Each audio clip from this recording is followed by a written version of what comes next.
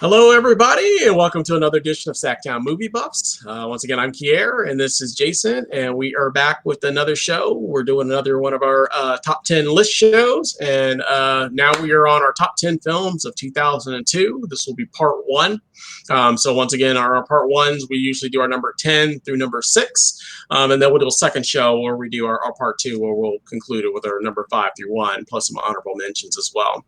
But the new thing that we're also doing on these shows also is we're challenging each other to films that we haven't seen. So a film that I've seen that he hasn't, and vice versa. And so he chose a film for me, which was In America, to watch from 2002, and I chose a film for him, which was National Lampoon's Van Wilder, which he had to watch. And with that said, let's get into it, man. So we'll get started with Van Wilder, man. You had a chance to watch National Lampoon's Van Wilder, man. Yeah. Tell us about it. What'd you think? and thank you so much, by the way. Just thank you for giving me this assignment. You're always welcome. The last time we did this, you gave me How High, which was a movie that I never really wanted to see. But I was pleasantly surprised. I really liked How High. I really enjoyed it. I was very surprised. So I was hoping for a repeat with Van Wilder, another comedy that I never wanted to see. Unfortunately, I cannot say there was a repeat of How High success. I could have lived the rest of my life very easily without seeing this movie. I did not care for it. I'm sorry. I really am struggling to find anything good that I could say about it. I think I maybe laughed like once. Really? But it just wasn't. I didn't. Yeah, it was pretty bad, dude. It was pretty bad. Maybe you just don't want to have fun, man. There was a lot of humor in there. Not really. And it reminds me, there was a time when I really couldn't stand Ryan Reynolds around the time this came out. I've grown to like Ryan Reynolds a lot. He's been in a lot of good movies, but this kind of reminded me of everything I didn't like about Ryan Reynolds at one time.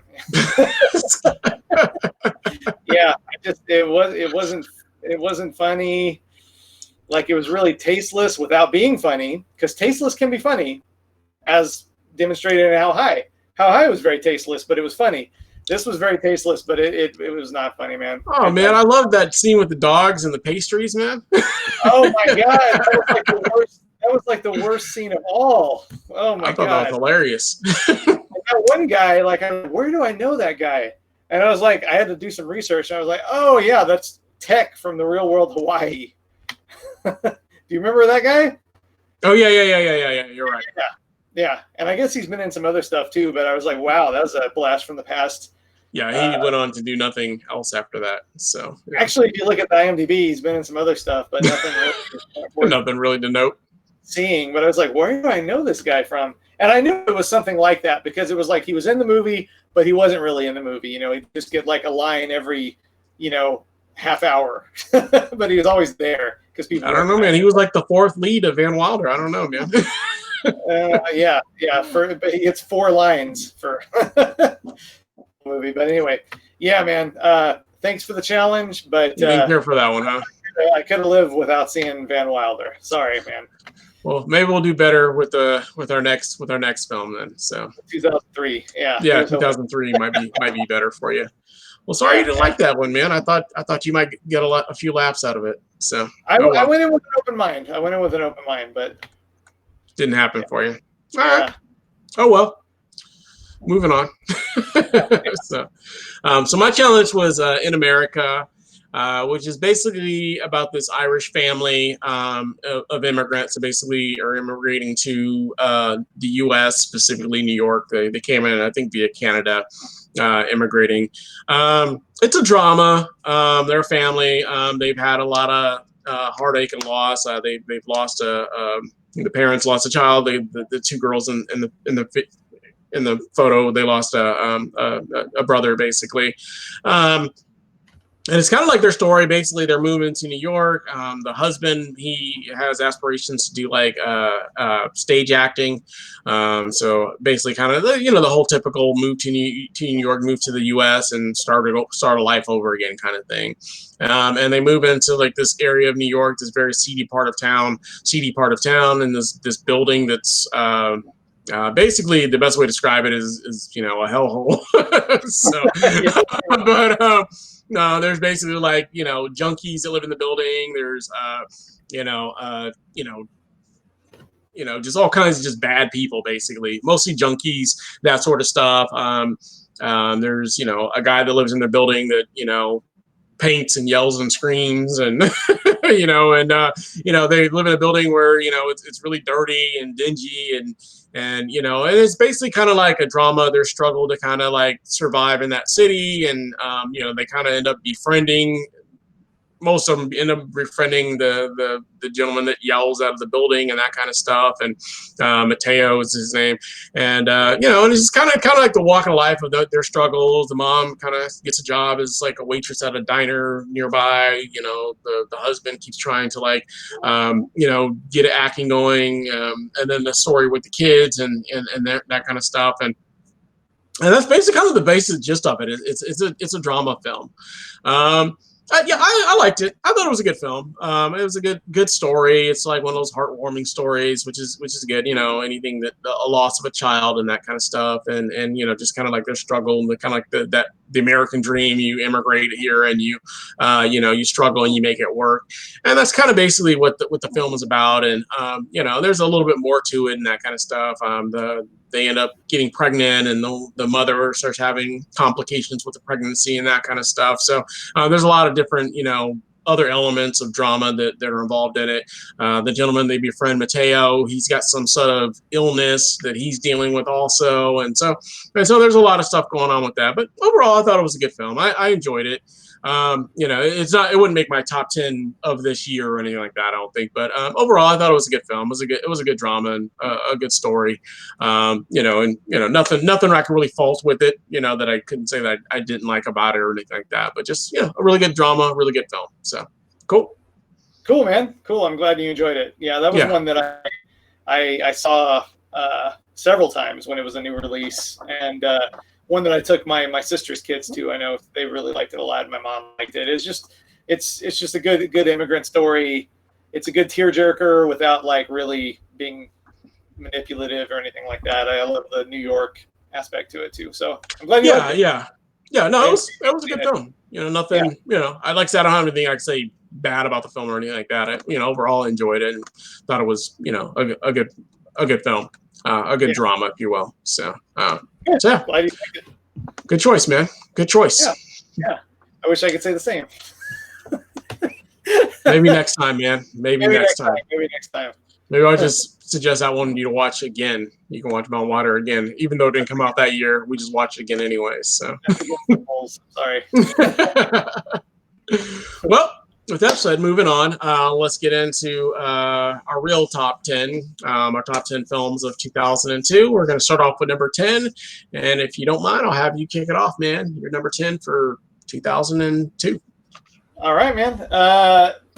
My number 10 film for 2002 is the very underrated, I think, Undercover Brother. So this is just, it's a very, very funny movie. It's kind of a satire of like spy movies, like blaxploitation movies, but it's also just a really good satire of a whole lot of things. So it's what's the guy's name? I forgot already. Eddie Griffin. Eddie Griffin, yeah. Kind of a big deal for a while, but I haven't seen him anywhere in ages. But he plays the lead character, and it's just a hilarious movie, but it's also really a really smart satire at the same time. I think Chris Kattan, another person who's disappeared basically, but I thought, a lot of people don't like Chris Kattan, but I think in the right movies and small doses, he can be great. And I think he's great in this movie. Dave Chappelle is really funny in this movie. Neil Harris, Denise Richards. It's got a really cool cast. It's a really fun movie. It's got a great soundtrack. It's got some pretty smart social satire in it. It's just a really good movie. It got written off in the day as being just kind of an Austin Powers clone. Right. But I think it's got so much more going on intellectually than Austin Powers. I think it's actually a better film than Austin Powers. Personally, I know it's kind of sacrilegious to say because there's people that absolutely love Austin Powers and all the sequels and stuff like that. But in my opinion, and I think they both came out around the same year, right? They were pretty close. Yeah. But in my opinion, I thought it was actually better. I thought it had a lot more going on than Austin Powers, whereas Austin Powers is mostly just toilet humor. This one was more political satire and that kind of stuff. And so I thought it was a much more fun film. Great choice. It just missed my top 10. It'll definitely be in my honorable mentions. 2002 was actually kind of a tougher year for me than I thought it was going to be. There's a lot of films that I liked out of 2002. So I was kind of surprised some of the films that didn't make my top 10, including that one. I was kind of surprised that a lot of the ones that just didn't quite make the cut for me. But yeah, great choice, man. Great number 10 choice for sure. Thanks. My number 10 was that. I said I know, but thanks. This guy. Well, my number 10, I don't own, so I'll be bringing it in. My number 10 is going to be Panic Room. So, great one with Jodie Foster, obviously, and a very young Kristen Stewart before she took off and became a huge star.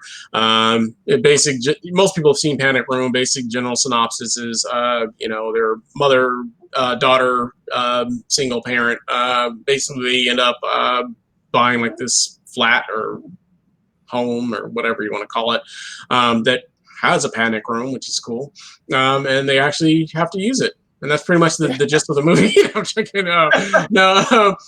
There's basic really exciting here. Yeah, I know, right? No, so the basic gist of it is they have some intruders that try to break into the home. Dwight Yoakam's in it, right?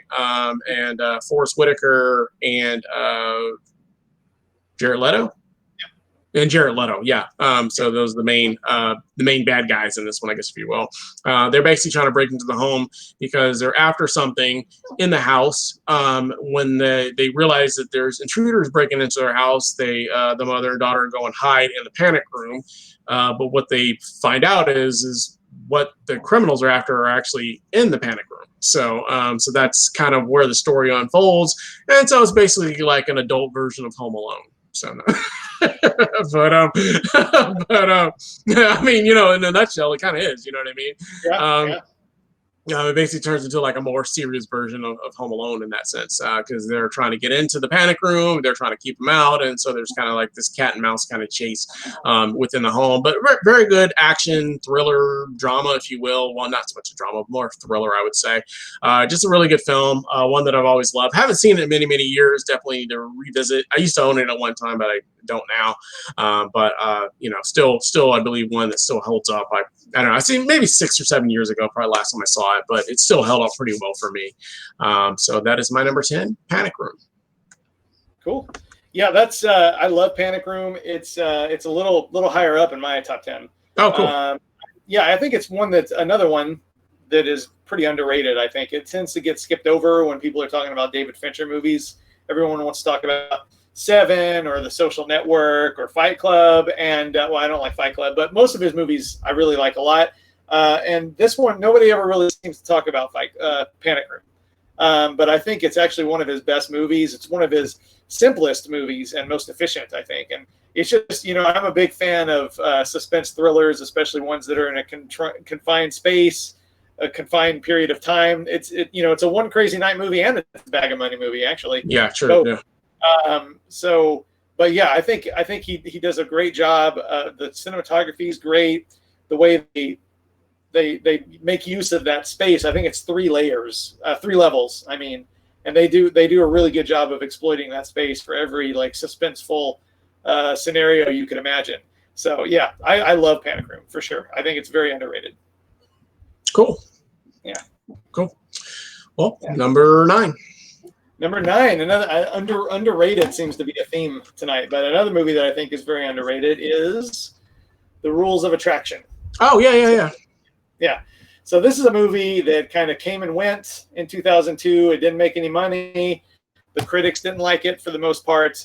But it blew me away from like the very beginning, pretty much. I remember I saw it every once in a while back in the days when movie theaters were open.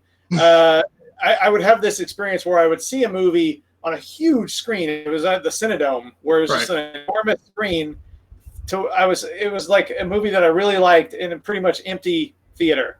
And it was always kind of weird to me, like, why did they have this movie with playing in this theater that they knew was not going to make any money? But hey, I got to see it on this huge screen, so that's great. But yeah, it's based on the book by Bret Easton Ellis, who also wrote the books that American Psycho and Less Than Zero were based on. So he really specializes in writing movies about people who are unsympathetic for the most part. He's really good at writing movies about junkies and privileged, vacant people, but he makes them interesting. And I think this movie's no exception. It takes place, it's set in the college age kids, and they're all like rich, on drugs, sleeping around. And, it's a very, very seedy movie, very graphic movie. But it's also, it's just a really good movie. It's funny. It actually has a little bit of pretty good character development. The music's great. The cinematography's great. The editing's great. It's a really cool movie. And anybody who likes those kind of like low down, kind of gritty, sex and drugs movies, if you haven't seen The Rules of Attraction, definitely see The Rules of Attraction. So that's my number 9. No, I like Rules of Attraction a lot. Another one, maybe this will be the year where all your top 10s are in my honorable mentions, but another one that'll be in my honorable mentions. Kind of missed a cut for me. Like I said, it was a really tough list to cut down for me this year, but I like Rules of Attraction quite a bit. It's funny. It's got a lot of good story on it. I probably like American Psycho more than this one, but I definitely like that one quite a bit. So another really, really good choice. So cool. My number 9 is actually going to be The Salton Sea. I always just get a kick out of this one. Val Kilmer, Peter Sarsgaard's in it. Basically, it stars Val Kilmer's character. He was like a jazz player, I guess, if you will. It kind of starts, it doesn't start off with that, but basically the story is that him and his wife were traveling in, I guess, California. Is that where the Salton Sea is at? Is it? I don't know. Anyways, they're traveling. Huh? I'm not sure. Okay. Anyways, they're traveling and they get lost and they kind of stop to ask for directions. And they're kind of invited into these people's home to use the bathroom. And while he's in the bathroom, 2 men basically break into the home. It was like a drug issue, end up killing the people that let them in the home, and also end up killing his wife as well. And that's kind of basically where the story starts off. And then from there, he kind of like spirals out of control and, kind of gets into drugs himself, kind of becomes a junkie himself, and he hangs out with other junkies and druggies and that kind of stuff. There's more twists and turns to it. I don't want to give too many spoilers if anybody hasn't seen The Salton Sea, because it's a movie that maybe not everybody has seen, I would imagine. But there's a lot of other twists and turns that happen based upon that, and there's a lot of things that come to light about his wife's murder and that kind of stuff. But it's just a really interesting film. It's got some great action. It's got one of the creepiest characters, played by who's that? Vincent. D'Onofrio. He's one of the creepiest characters you'll ever meet, Pooh Bear. Basically, his character is a guy that snorted so much drugs that his nose fell off, and so he wears like a prosthetic nose on his face. So just a really, really creepy dude for sure. And there's a lot of really other creepy guys in this whole film. You know what I mean? It's just, but it has some humor in it as well. There's some funny parts to it. So it's kind of a really strange film to describe because it has like action. It's got some drama. It's got some sad moments, of course, but also has a lot of humor in it as well. And just overall, just a really, really good film. One that I always love. I always get a kick out of and kind of laugh every time I see it. So definitely, if you've never seen The Salton Sea, I highly recommend you check that one out. It's a good one. Yeah, I love Salton Sea. It's not quite in my top 10, but it's definitely in the runner-ups for sure. I think it's one of Val Kilmer's very best performances for sure. And I really like it a lot. I haven't seen it in a really long time, but it's definitely overdue a revisit. But yeah, I would like that a lot. I saw it at least twice in the theater. I remember back in the day. I remember played at the Crest where I worked. So yeah, cool. Before I worked there. Yeah, I was gonna say I don't know if you were working there then. So yeah. Oh yeah, I was just a customer, but yeah. But I saw it at least twice, and I had to pay for it. So that tells you. Show that cold hard cash for that bad boy. Right, maybe three times. Yeah, but yeah, cool movie. Very cool movie. Cool. Yeah. Number 8. Number 8 for me, we've already kind of addressed it because number 8 is In America. So cool. Yeah. I really like the movie. I just revisited it. I don't know. It probably would have been in my top 10 if I hadn't recently revisited it anyway. I'm not sure. But I hadn't seen it in a really long time. I hadn't seen it probably in at least 15 years, which is crazy to say. Yeah. But I revisited because I wanted to refresh my memory on it because I was asking you to watch it too, for one thing. But right. It reminded me just how good of a movie it is. It's just it's a great immigrant story. It's a great family movie. The acting by everybody, even the little kids, is really, really good. Yeah, the kids are really good in there as well. I forgot to mention that. Their acting's really good as well. Yeah. And it's just like, it's not a movie it doesn't break the mold or anything like that. It's not, there's been a million immigrant stories, a million family stories, but I really like these characters, and watching it again reminded me just how solid of a movie it is. So yeah, In America is my number 8 for sure. Cool. Yeah. My number 8, I'm gonna have to bring in also another one I don't own, but it's going to be Signs. Oh, what happened? Let's hide that. Signs. There we go. Signs. There we go. So yeah, that's my number 8. My number 8. What's that? I've never seen that version of the poster. That's cool. Yeah. Well, you know me, man. I only bring in the cool stuff. So yeah. That's right. Most people have probably seen Signs. M. Night Shyamalan, one of his better films before he kind of went south, I feel like, in my opinion. And some people didn't like Signs. It is an alien movie. But he's kind of, M. Night Shyamalan's been always known for using like low budget. So some people had issues with that, I guess, if you will. And there's always been basically, it's about a family. It's kind of like one of those like very small version of like an alien invasion film, basically, because it's basically about this family, and they all, they've had some losses in their lives as well. And in the midst of all that, Mel Gibson's character was like a minister or pastor. He's kind of sort of losing his faith and that sort of stuff, and because of the loss of his wife, and so there's a lot of other stories, a lot of things that are kind of happening in there. But in the midst of all that, there's basically what is to be an alien invasion, and with M. Night Shyamalan, there's always some twists and turns and that sort of stuff. But it's just a really good. It's more of a drama, I would say, in a lot of ways, than an actual action alien invasion film, because there's not a whole lot of action in it, but it's just a really good story about family, redemption, and that kind of stuff. And so I don't know, it's one that I always liked, one I've always enjoyed. And I personally haven't seen it in a few years either, but one that every time I watch I always get a good enjoyment out of it. And like I said, I think it's definitely one of M. Night Shyamalan's best films, in my opinion. So number 8 is Signs. Cool. Yeah, I love Signs. It's one that I would have thought would probably be my top 10 until I actually started making it. So it's actually in the runner-ups, but I really like it. It's definitely one of his best movies, and that was definitely like right before he hit his downturn.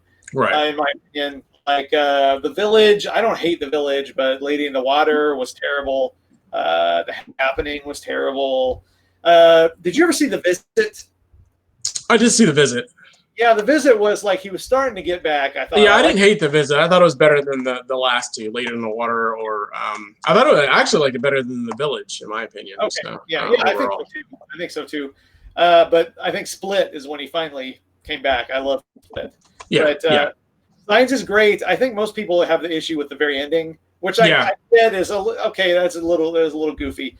But up until then, I think it's pretty much just a perfect thriller, and I really like the idea of what it would be like to experience. Because most movies about alien invasion, the main characters are in the middle of the action. You know what I mean? That's where always the story is set. But I thought it was a really cool idea, and it wasn't the first time this has been done. But I think it's a really cool idea to like, what would it be like for someone who lives in the middle of nowhere, kind of on the margins of the story. Right. They're not like some big city in New York or LA or something when everything's going down, you know what I mean? They're in like some small town that, you know what I mean? And it's just a family kind of, you know what I mean? It's people in small town, people are getting out to the city and that kind of stuff. And they end up staying in a small town. So yeah, absolutely. Yeah. And just kind of waiting for that, instead of being in the middle of the action, kind of waiting for that to get to you, you know what I mean? Right. And like, when it's gonna get here, you know what I mean? And it's pretty scary too. I think it's a really good movie. There's a lot of scary parts as well. I agree. So especially when towards the end, when the family's kind of hiding out in the house, I know there were some very scary moments there for sure. So yeah, cool choice. Well, thank you. Yeah. Number 7. So far, you're not doing too bad. Yeah. I never do bad because if I say it, then you know it's true, man. If I say it's 6 or 7, that's what it is. That's what it was for that year. Number 7 for you, sir. Number 7 is we've already covered it. It is Panic Room. Absolutely. Yeah, just very underrated. Always gets skipped over when people are talking about David Fincher as a director. I don't think it should be skipped over. I think it's one of his best. So. Absolutely. Yeah. Cool. Yeah. Well, moving right along to my number 7, and probably won't spend a long time on this because I covered this on a previous show, this film. My number 7 is actually going to be 28 Days Later. So I covered that on our one of our first shows we did about pandemic quarantine type shows that go along with the COVID-19 situation that we're experiencing. But yeah, 28 Days Later is always been a fun one for me as far as like zombies and that kind of stuff. And, set in the UK, and basic story is kind of, guy wakes up in a hospital, a la The Walking Dead kind of thing. And, when he wakes up, he wakes up in the hospital and, nobody's there. The world's pretty much disappeared because of a virus that had spread and basically turns people into essentially zombies. They're fast moving though. They're the kind that run, and they don't even necessarily have to bite you. If you just get a drop of the blood in your mouth or in your eyes or whatever case may be, you'll and you turn quickly. It's not like other zombie movies where you can actually like live for like a few days and then you eventually become a zombie. Like it's like literally like within like 20 seconds you're pretty much turning into a zombie, or maybe a minute, at max. But just a really, really good, fun, zombie horror action film, if you will. So one that I always enjoy, but that's my number 7 is 28 Days Later. Cool. Yeah. I love 28 Days Later. I think I like the sequel maybe even a little bit more. I think I do too. I think I like the sequel a little bit. I watched them both around that pandemic time. I watched both of them around that time, and I might like the sequel just a little bit better just because I feel like it's more they got more bigger name stars in there, I guess, if you will, in some capacity. And then they also I don't know, I like that story a little bit better. So overall. I love 28 Days Later. I think it's a little long.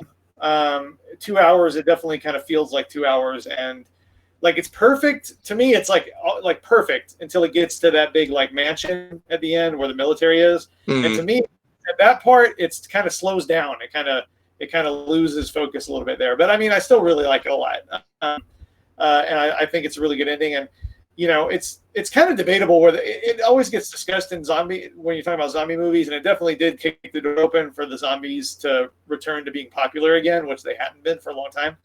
But they're not really zombies, really. They're rabid human beings because they're still alive. They're not dead.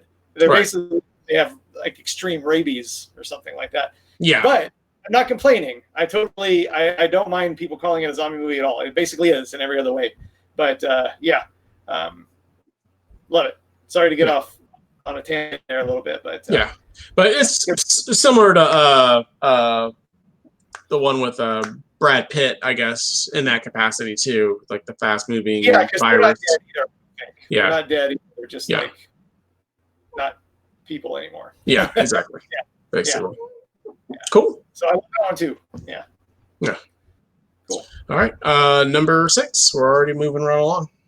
Number 6 for me is a movie that I saw on Halloween Day with you, I think, if I remember right. And that is The Ring. Mm.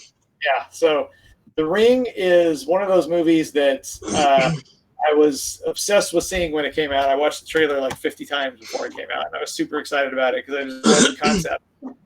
But yeah, The Ring, it's one of my favorite horror movies. It's one of the cases where I do actually think that the American remake is actually better than the Japanese original, in my opinion. Yeah. A lot of people don't agree with that. A lot of people think Ring. I know, yeah, but I don't know. It goes back to that whole thing. I feel like whatever came first, that's the one that's better in a lot of people's opinion. Most cases. That's true. That's not always the case. I don't think. Yeah. In this case, I like Ringu a lot, but I think The Ring just it's a lot more entertaining. I think it's just a great movie. It's an American, man. Yeah, that's right. America. Yeah. But it's super scary. It's really entertaining. I think Naomi Watts is great in it. It's got really terrific visual style, I think, which is really important. Like the whole movie has this kind of damp, bluish green, kind of wet feeling to it, and I think that's very much on purpose. But I think it's got a great style. It's very scary. It's very well acted. It's not predictable. It's one of my favorite horror movies for sure. And my number 6 is The Ring. Yes. Thought I'd add a little flourish there. Sorry. Yeah. I love The Ring, man. It's up my list. It'll be on the second show for me easily. It's one of my favorite horror movies of all time. It's one of those films, and I remember watching this one with you. We watched it. What I remember specifically about this one is we watched it in the middle of the day. It was still light when we left the movie theater, actually, because we watched it kind of early. It must have been like in the summer or something. I don't know. I remember it wasn't even dark yet. And I was still freaked out. Like I left the theater and I was still like, oh my God, that kind of affected me. I'm glad I didn't watch that right before bedtime. You know what I mean? It was like one of the few movies that like really just like got to me. You know what I mean? There's a lot of, really, really good horror movies out there, but they don't scare me like that. Like that one, like really, really scared me for some reason. You know what I mean? It was like one of those ones that just freaked the heck out of me, man. So yeah, it's one that's always stuck with me. Always been a really, really scary one. I mean, obviously over the years I've watched it a few times now. I'm not as scared as I was the first time I saw it, but yeah. but the first time I saw that movie, man, it really, really scared me. And it's dude, I think we saw it on Halloween. I'm pretty sure, if I remember correctly, we saw it on Halloween Day, like before I drove up to my parents. Yeah, might have been. That was even cooler, I think, that we saw a movie that great, that scary on Halloween. Yeah. And it was, like I said, it was just a really, really, really scary movie. And like I said, it was, at the time I saw it, I couldn't think of a movie that had scared me more than that one had scared me. You know what I mean? At the time that I'm sure if I thought now there'd be a couple, but that one would just really, really scare the heck out of me, man. It was like one of those ones where I was like on the edge of my seat the entire time, like, because I didn't know what was going to happen next. And I didn't know what, you know what I mean? Like, it was just a creepy, creepy movie. Yeah, I love The Ring. Like I said, it's definitely one that'll be on the next show for me. But yeah, great choice, man. Great choice for your number 6 for sure. So cool. Going in a completely different direction for well, not horror anyways. So another film that's kind of more harder to describe, kind of like The Salton Sea in some ways, because it's another one that's kind of hard to describe. My number 6 is actually going to be, but more of a comedy. Is actually going to be, Van Wilder. Van Wilder. No, my number 6 is going to be Spun. So, I just love this movie, man. Jason Schwartzman, John Leguizamo. It's got a lot of stars in here. Just Brittany Murphy and Mickey Rourke. I mean, it's a druggy movie. It's like a druggy comedy, basically. But it is just wacky. I mean, everybody in the film is a druggie of some sort. It basically stars Jason Schwartzman's character, and he's, and they're all like meth heads, basically. And so he's always like kind of like looking for the next score, and he ends up kind of like, always going over to like Brittany Murphy hangs out with like John Leguizamo, and they kind of all hang out together and that kind of stuff. And he's looking to score some drugs, and Brittany Murphy's character basically introduces him to Mickey Rourke's character, who's like the kingpin druggie, if you will. He's the one knows he's a cook is his name, and he basically is the one that cooks all the meth for them. But it is just a crazy film that just takes you on so many different like wild angles through like the whole meth world and that kind of stuff. And also poignant for that time because we were both living in like Yuba City at that time, which at that time, like the Yuba City area and Oroville, they were like the meth capital of the world. You know what I mean? Linda. At that time I was working in the pharmacy, and you know, we'd have people always come into the counter like trying to buy like Sudafed and stuff like that to go home and like cook their meth and stuff like that. So it was really kind of a crazy time for that, you know what I mean? Like, but yeah, it was just a really just crazy wacky film. Like I said, it's more of a comedy, but it's a comedy about like, you know, druggies basically. So really fun film. One that if you haven't seen, I definitely highly recommend you check out for sure. So my number 6 is Spun. Yeah. I love Spun. It's in my runner-ups, but I really like it a lot. And I think it is kind of interesting that, you know, most movies that are about really hardcore drug users are like tend to be like the heavy, depressing dramas. Yeah, they're all like people dying and that kind of stuff. And this one's more of a comedy. So yeah, and I mean, there's some heavy stuff in it, but for the most part, it's just a crazy. It's a really disgusting movie too. Yeah, it's I think it's NC-17. If it's not, it should be. Yeah, it's a really just nasty film, and you know these people aren't good people at all. You know, even Jason Schwartzman, the main character, he's not a good guy at all. There's a scene where basically someone ends up getting tied up, you know, and they're in a bedroom and listening to basically the same song on repeat that the CD skips for like hours on end, you know what I mean, or maybe over a day, I don't know.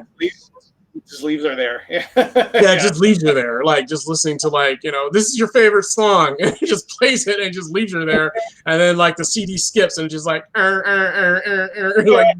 I can't even imagine just being tied up just listening to that for like hours on end, just like for like hours, like, and it's loud too, so you can't even sleep or anything. I'm like, this is crazy. That movie, it's a messed up movie, but it really one. It is just a crazy film. So if you don't mind movies about druggies, movies that are, you know, if you're easily offended or anything like that, this might not be the best film for you, but because it's not for everybody, but it's a movie that I love. I just get a kick out of every single time I watch it. So that's my number 6, man. Great choice. Cool. Well, yeah, some great choices, man. You know, much better. You got a much better start, in my opinion, than your 2001 list. So where I really didn't like any of the films on your list. So I think maybe 11 is the only one you like. Yeah. So that was the year where I definitely liked all your honorable mentions more than your top 10. So you're off to a good start, man. We'll see what the future holds for us in the part 2. Yes. Yeah, you're off to a good start as well. Let's see how you I always am. But with that said, we thank everybody for watching. Hopefully you like the channel. As always, you know, if you like, please please like the video and subscribe, and then always hit the bell notification so you get updated about any of our new videos and uploads that we do. And we continue to support our channel. We greatly appreciate it, and we hope you all have a great day, and we will be seeing you all real soon.